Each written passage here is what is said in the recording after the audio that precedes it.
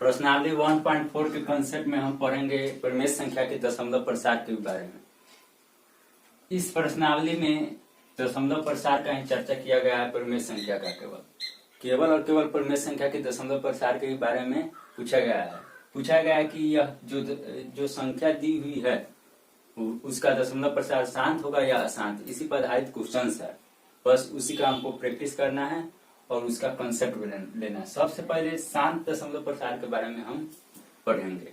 तो इसमें क्या होता है, यदि कोई परिमेय संख्या p बटा q के रूप में हो, जहाँ q का गुणनखंड 2 और 5 के रूप में हो, या केवल 2 के रूप में हो, या केवल 5 के रूप में हो, जहाँ p और q सहअभाज्य संख्या हो, तो वैसी परिमेय संख्या शांत दशमलव के रूप में होंगे। सहअभाज्य संख्या उसे कहते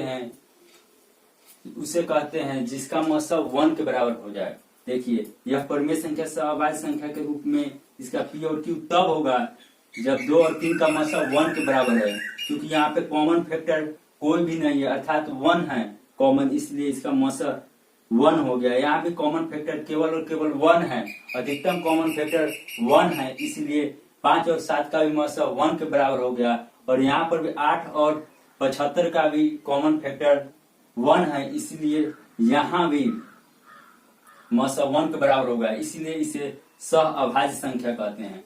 अब हम जान चुके हैं कि किसी भी परिमेय संख्या का दशमलव प्रसार यदि शांत होगा तो उसका हर जो होगा उसका हर 2 के रूप में होगा, 2 के गुणनखंड के रूप में होगा, या केवल 5 के गुणनखंड के रूप में होगा, या 2 और 5 के रूप में होगा। देखिए, इसके लिए यहाँ पे उदाहरण है, दशमलव प्रसार शांत के लिए उदाहरण हम दिए हैं 3 और 8, 3 बटा 8। यह शांत है। क्यों शांत है? क्योंकि 8 का गुणनखंड 2 गुने 2 गुने 2 आया, यहाँ केवल और केवल 2 ही है। उसी प्रकार 13 बटा 25 भी शांत के रूप में है, शांत दशमलव प्रसार के रूप में है। कैसे ज्ञात है? क्योंकि 125 का जब हम अभाज्य गुणनखंड निकालते हैं तो 5 का ही केवल गुणनफल प्राप्त होता है। इससे स्पष्ट होता है कि 13 बटा 125 शांत दशमलव प्रसार के रूप में। ठीक उसी प्रकार 7 बटा 50 का जब हम हर का अभाज्य गुणनखंड निकालते हैं तो 2 और 5 आता है। इससे स्पष्ट होता है कि 7 बटा 50 भी शांत दशमलव प्रसार के रूप में दिया गया है। और यहाँ पे हम सीख चुके हैं कि शांत दशमलव प्रसार किस तरह से पहचाना जाता है। केवल और केवल ध्यान देना है कि हर का जो अभाज्य गुणनखंड है वह किस तरह से है। हर का जो गुणनखंड है अभाज्य गुणनखंड, वह केवल 2 के रूप में रहना चाहिए, या केवल 5 के रूप में, या 2 और 5 के दोनों रूप में होना चाहिए। देखिए, यहाँ पे 2 और 5 का दोनों रूप है, यहाँ केवल 5 के रूप में है गुणनखंड, यहाँ 2 के रूप में है केवल। इससे स्पष्ट होता है कि ये जो दी हुई तीनों परिमेय संख्या है इसका दशमलव प्रसार शांत के रूप में होगा। और आगे हम बात करेंगे कि परिमेय संख्या किस प्रकार अशांत के रूप में होता है। अशांत के रूप में होने के लिए उस परिमेय संख्या का जो हर होता है वह केवल और केवल 2 या 5 के रूप में नहीं होना चाहिए। केवल और केवल 2 और 5 के रूप में नहीं होना चाहिए। यदि केवल और केवल वह 2 और 5 के रूप में नहीं होता है तो वह जो परिमेय संख्या होगी वह अशांत के रूप में होगा। देखिए, यहाँ पर डेफिनेशन, यदि कोई परिमेय संख्या p बटा q के रूप में हो, जहाँ q का गुणनखंड केवल और केवल 2 और 5 के रूप में नहीं हो, तो परिमेय संख्या का दशमलव प्रसार अशांत या अनवसानी होगा।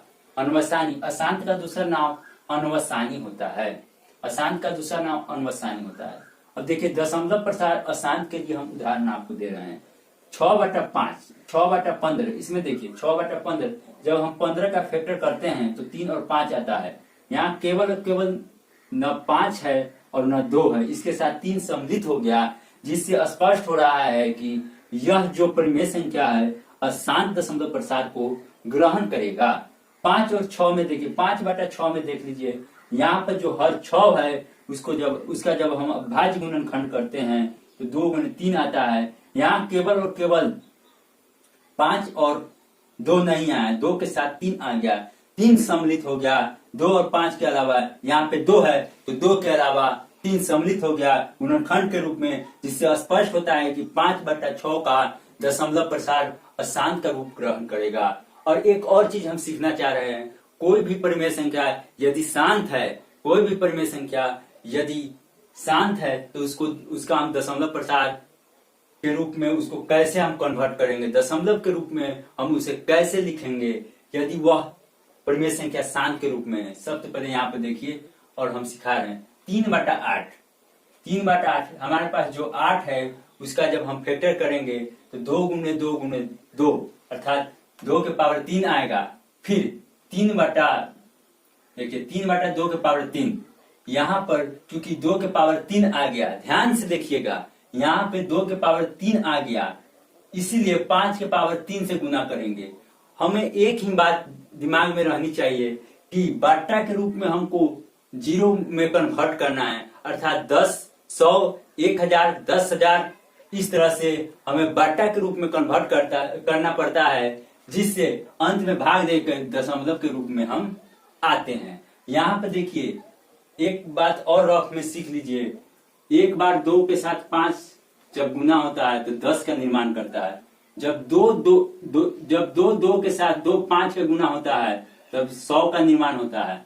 जब 2 के साथ 2 5 का गुना होगा तो 100 का निर्माण होगा। ठीक उसी प्रकार जब 3 2 के साथ जब 3 5 का गुना होगा तो 1000 का निर्माण होगा। यह क्रम लगातार चलते रहता है। हमें जितनी की आवश्यकता होती है, जितनी जीरो वाली संख्या की आवश्यकता होती है दशमलव के रूप को ग्रहण कराने के लिए, हम उतने 2 या 5 की सहयोग लेते हैं खुद से। यहाँ पे देखिए 2 के पावर 3 है, अर्थात 3 को जीरो में हमें कन्वर्ट करना है, इसीलिए 5 के पावर 3 से हमें गुना करना पड़ेगा, जिसके कारण 3 जीरो वाली कन्वर्ट संख्या अर्थात 1000 का निर्माण होगा। और इस संख्या से ऊपर वाले संख्या में हम भाग दे देंगे बिल्कुल ही इजी तरीका से, जिससे यह दशमलव के रूप में ग्रहण हो जाए। देखिए 5 के पावर 3 का मतलब हुआ 125 आया। 5 को 3 बार गुना करेंगे तो 125, और फिर 3 से 125 में गुना करेंगे तो 375 आया, और यहाँ पे 1000 आ गया जीरो के रूप में। यहाँ पे 1000 संख्या का निर्माण हुआ। अब देखिए 3 अंक के बाद दशमलव 1 2 3 अंक के बाद दशमलव 0.375 यह शांत दशमलव के रूप में हमारा आ गया। ठीक उसी प्रकार 13/25 को देखेंगे। यहाँ पे 13/25 को देखेंगे। 125 का हम अभाज्य गुणनखंड के रूप में जाएंगे तो हमारा ज्ञात होगा 5 3 बार आता है। 5 3 बार आता है मतलब 5 के पावर 3 आ गया, और यहाँ पे हमें 3 जीरो वाली संख्या की आवश्यकता है, इसीलिए 2 के पावर 3 से हम गुना ऊपर और नीचा करेंगे। ऊपर और नीचा गुना इसलिए करते हैं ताकि ये दोनों संख्या के काटे तो यह जो संख्या है इसके बराबर हो। ऊपर और नीचा इसलिए हमें गुना करना पड़ता है कि यह जो संख्या है वह इस संख्या के बराबर हो जाए, इसलिए हम ऊपर वाले में भी गुना किए हैं। यहाँ पे देखिए 3 शून्य के साथ 1000 का निर्माण हो रहा है। 1 5 और 1 2 को हम गुना करेंगे तो 10 का निर्माण होगा। ठीक उसी प्रकार जब 3 5 और 3 2 के साथ हम गुना करेंगे तो 1000 का निर्माण होगा। यहाँ पे 2 के पावर 3 का मतलब 8 आया, और इस 8 से जब हम 13 में गुना किए तो 104 आया। अब देखिए हम दशमलव देना है 3 अंक के बाद, इसलिए 1 2 और 3 अंक के बाद दशमलव 0.104 आया, और यहाँ पे यह शांत दशमलव के रूप में आया। देखिए और एक बात हमें और जाननी होगी कि दशमलव के बाद यदि रेकरिंग हो, दशमलव के बाद यदि रेकरिंग हो तो वह जो संख्या जो दशमलव के रूप में है वह अशांत दशमलव प्रसार के रूप में होगा। वह जो संख्या है वह अशांत दशमलव प्रसार के रूप में होगा। दशमलव के बाद यहाँ पे देखिए रैकरिंग है 43.1 2 3 4 5 6 7 8 9, यहाँ पे रैकरिंग है तो यह जो संख्या है अशांत दशमलव प्रसार के रूप में है। ठीक उसी प्रकार 5.1 2 5 3 7 के ऊपर रैकरिंग को बुनका द्वारा या बिंदु द्वारा भी डिनोट किया जाता है। इसीलिए इसको या के रूप में लिखे हैं 5.12537 और 537 के ऊपर रेखा और लाइन के साथ रैपिंग दी है। इस पॉइंट को भी दे सकते हैं या इस रेखा वाले लाइन को भी हम दे सकते हैं। यह दोनों समान ही होता है। तो अंततः हम यह जाने कि दशमलव के बाद यदि रैपिंग हो तो वह अशांत दशमलव प्रसार के रूप में होता है। अब हम बात करने वाले हैं प्रश्नावली 1.4 में। इसमें पहला क्वेश्चन दिए हुआ है, बिना लंबी प्रक्रिया द्वारा ज्ञात करो कि जो परिमेय संख्या दी हुई है वह शांत है या अशांत। बिना लंबी प्रक्रिया द्वारा अर्थात हमें हर को ही देखकर मालूम कर लेना है कि यह जो दी हुई संख्या है परिमेय संख्या के रूप में, यह शांत के रूप में होगा या अशांत के रूप में होगा। यहाँ पे देखिए पहला नंबर क्वेश्चन में हमें पहला क्वेश्चन है 13/3125। यह शांत कैसे हुआ? जब हम 3125 का अभाज्य गुणनखंड ज्ञात किए तो 5 × 5 × 5 × 5 × 5 यह केवल और केवल 5 के रूप में आया। क्योंकि हम जानते हैं जब परिमेय संख्या का हर केवल और केवल 5 के रूप में हो या 2 के रूप में हो या 2 और 5 के गुणन फल के रूप में हो तो वह जो संख्या परिमेय संख्या होगी वह शांत के रूप में होगी। यहाँ पर देखिए 5 ही 5 है, इसलिए यह जो संख्या है वह शांत के रूप में है। और आगे हम बात करते हैं प्रश्न संख्या 2 के बारे में। यहाँ 1 के 2 में 17/8 यह भी शांत के रूप में है। जब हम 8 का अभाज्य गुणनखंड निकालते हैं तो 2 × 2 × 2 आता है और यहाँ इस स्पष्ट होता है कि यहाँ पर केवल 2 ही है, जिससे स्पष्ट होता है कि 17/8 शांत के रूप में है। ठीक उसी प्रकार जब हम 64/425 को लेते हैं तो इसका अभाज्य गुणनखंड करते हैं तो हमें 5, 13 और 7 प्राप्त होता है। हर का जब हम अभाज्य गुणनखंड करते हैं तो वह 5, 13, 7 के रूप में प्राप्त होता है, जिससे स्पष्ट होता है कि दी हुई संख्या 64/455 यह अशांत के रूप में होगा। अशांत को अनुवसानी भी कहा जाता है। ठीक उस प्रकार हम बात करते हैं 15/1600। अब इसे देखिए, जब 1600 को हम लघुत्तम द्वारा फैक्टर में तोड़ते हैं तो यहाँ पे आता है 2 × 2 × 2 × 2 × 2 × 2 × 5 × 5।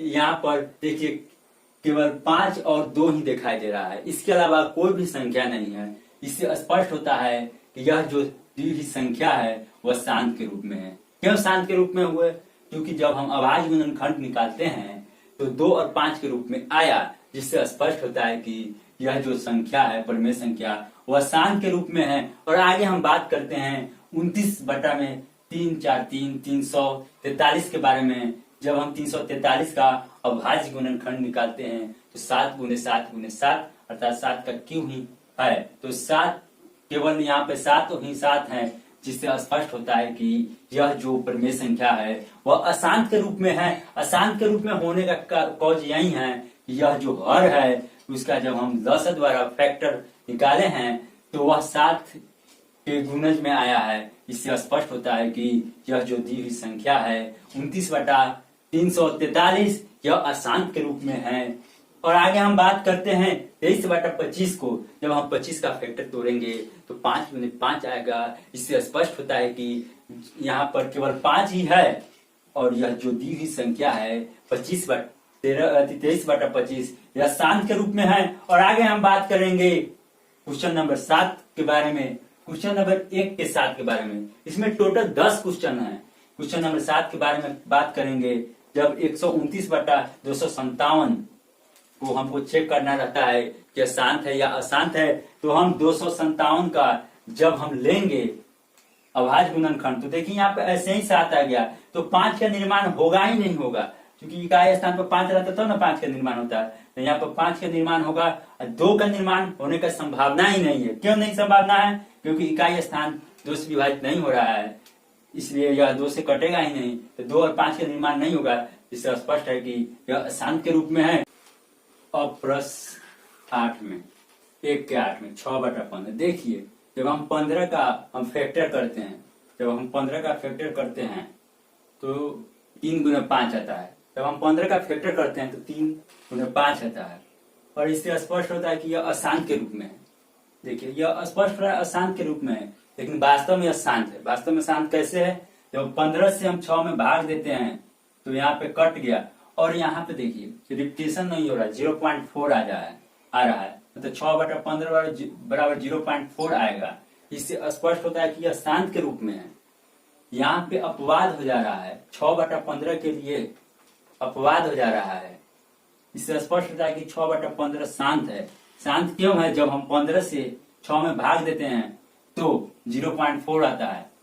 6 में जब 15 से भाग देंगे तो नहीं भाग लगेगा तो दशमलव देंगे, तो यहाँ पे 0, 15 चौका 60 आ गया। यह शांत के रूप में आया 0.4, इसलिए 6/15 यह शांत होगा। और आगे हम बात करेंगे प्रश्न संख्या 9। इसमें देखिए 35/50, जब हम 50 का फैक्टर निकालते हैं, तो यहाँ पे 2 गुने 5 गुने 5, और यहाँ पे 2 और 5 का गुणनफल है। इससे स्पष्ट होता है कि यह जो हर है यह 2 और 5 के ही केवल गुणनफल के गुणनखंड के साथ है। इससे स्पष्ट होता है कि 35/50 यह शांत के रूप में दशमलव प्रसार को ग्रहण करता है। ठीक उसी प्रकार प्रश्न संख्या 10, 77/210, जब 210 का हम फैक्टर निकालते हैं तो 2 गुने 3 गुने 5 गुने 7 आता है। इससे स्पष्ट होता है कि यह 2 और 5 के बीच में 3 और 7 शामिल हो जा रहा है। इससे स्पष्ट होता है कि इसका जो हर है वह 2 और 5 के अलावा भी किसी दूसरे संख्या को अपने फैक्टर के रूप में रखे हुआ है, जिससे स्पष्ट होता है कि 77/210 का दशमलव प्रसार अशांत के रूप में होगा। उपयुक्त जो प्रश्न थे क्वेश्चन नंबर 1 में, जहां पर हमें ज्ञात करना था कि शांत परिमेय संख्या या अशांत, तो उसी में से जो शांत परिमेय संख्या है उसी का हम दशमलव रूप में प्राप्त किए हैं। जब दशमलव रूप में उसका हमको प्राप्त करना है तो देखिए किस तरह से हम किए हैं। इसको पहले भी हम सिखा चुके हैं, बस ऊपर में जो प्रश्न संख्या 1 में दिए हुआ था उसमें से जो परिमेय संख्या शांत के रूप में था उसी संख्या को पुनः हम दोबारा लेकर हम दशमलव के रूप में परिवर्तित कर रहे हैं। प्रश्न संख्या 1 शांत के रूप में था, प्रश्न संख्या 2 शांत के रूप में था, प्रश्न संख्या 4 शांत के रूप में था, प्रश्न संख्या 6 शांत के रूप में था, प्रश्न संख्या 9 शांत के रूप में था, और प्रश्न संख्या 8 भी शांत के रूप में था। देखिए यहाँ पे 13/3125, जब 3125 को हम अभाज्य गुणनखंड के रूप में तोड़ेंगे तो 5 के पावर 5 आएगा। क्योंकि अब यहाँ पे हमें 5 जीरो का निर्माण करना है, तो रफ में देखिए, रफ में हम यहाँ पे देखते हैं,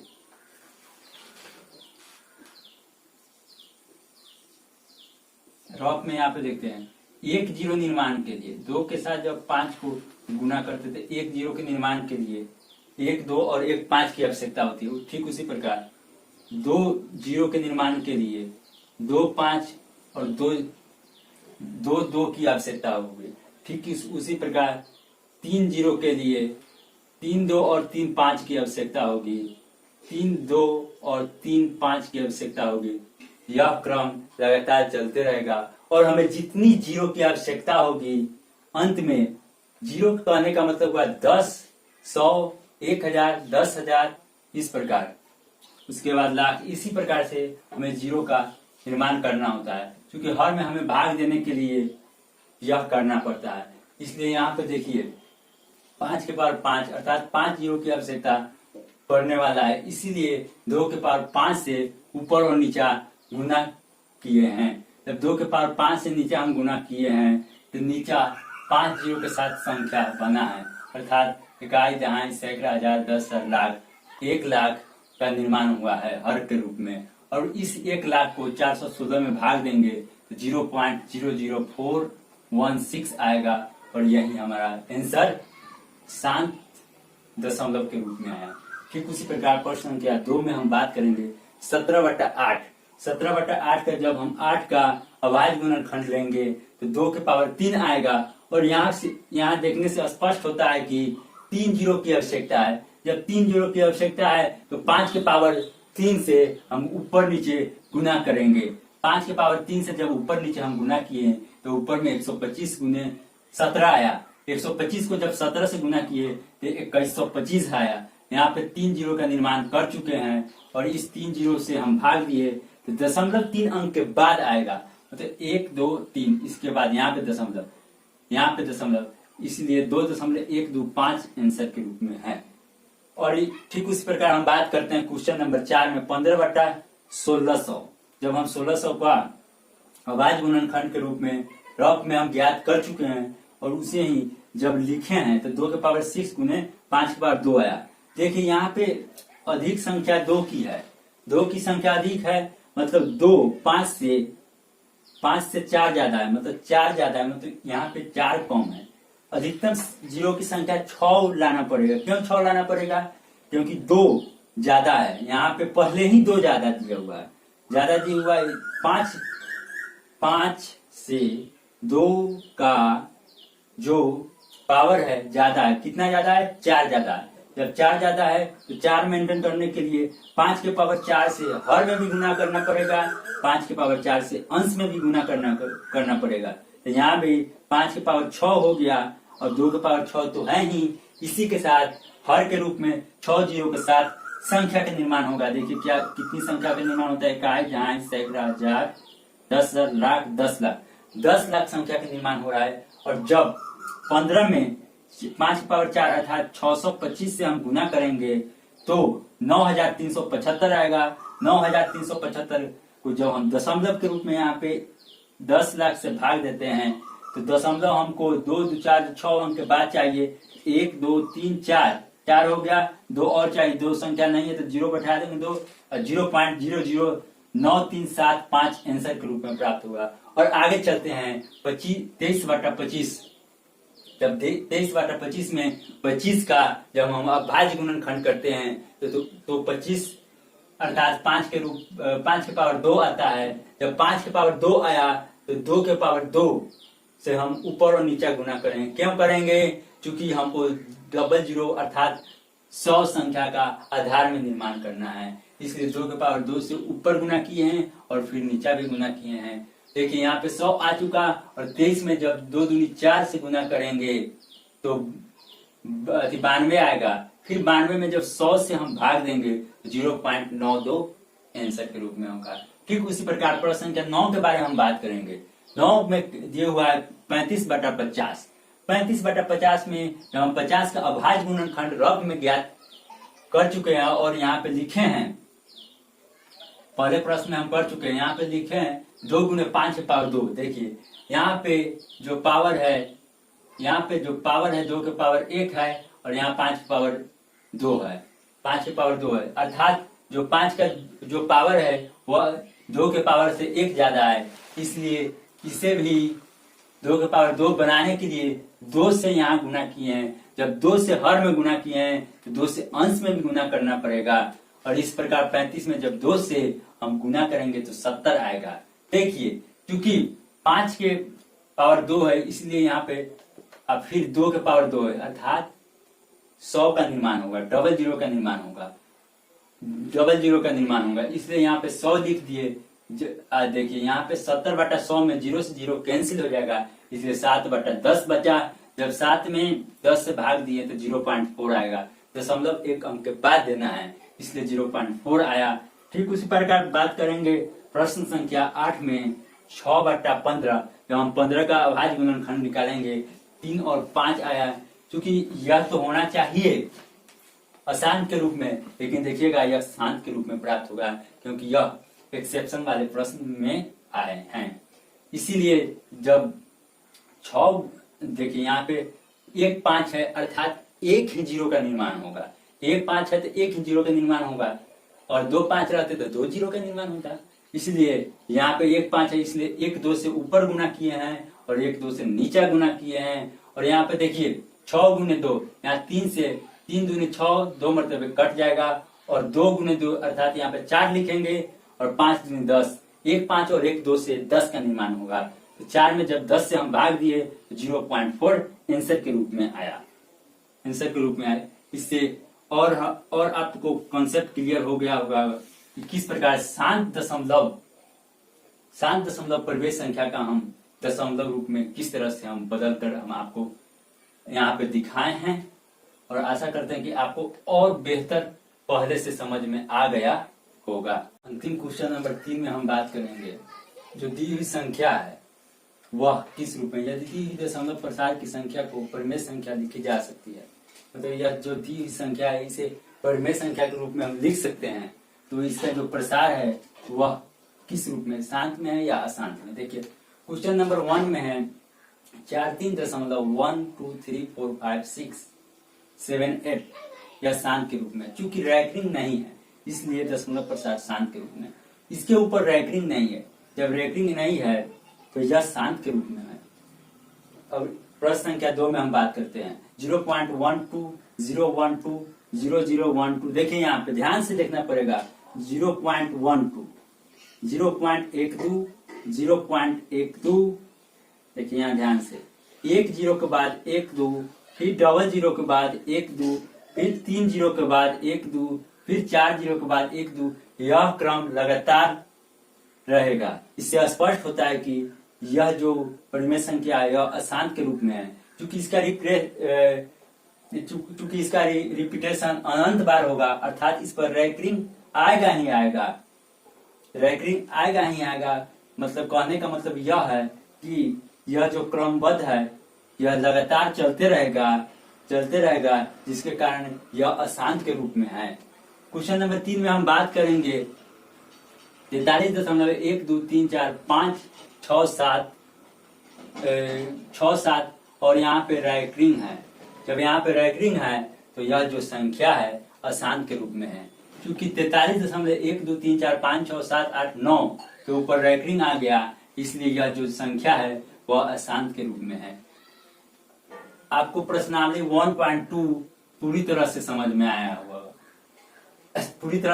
आया होगा। आशा करता हूं कि यह प्रश्नावली आपको बिल्कुल ही सरल लगता होगा।